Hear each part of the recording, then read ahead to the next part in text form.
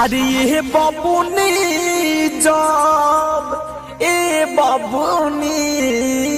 जब काए बाची छुआइबू के मुआइबू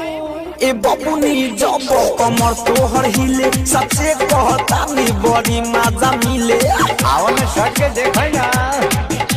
ए बाबूनी जब कमर तोहर हिले सबसे कहता नी बड़ी मजा मिले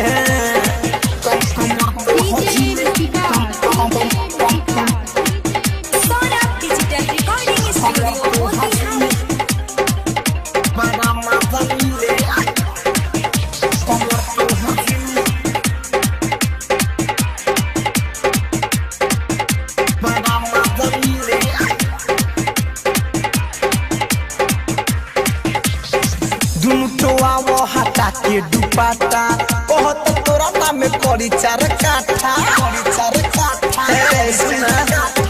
दुनु टोआ हटा के दुपट्टा कहत तोरा नाम करी चार काठा चढ़तानी ऊपर तू देह लाग ढीले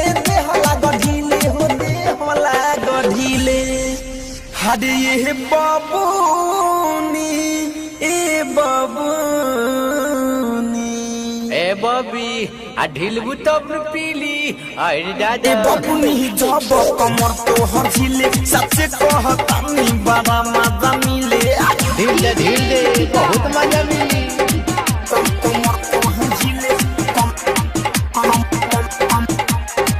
तोहर हिले बड़ा मजा मिले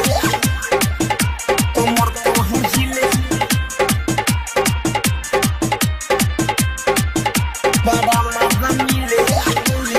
ब्रिजेश बिहारी के गड़ल बाटे नजरी धड़कन धमक जाके सट जात पजरी अरे दादा ब्रिजेश बिहारी के गड़ल बाटे नजरी धड़कन धमक जाके सट जात पजरी सब ही मानसू के कहेलु की दिले हारे पतरा की ए बाबूनी अरे दे दो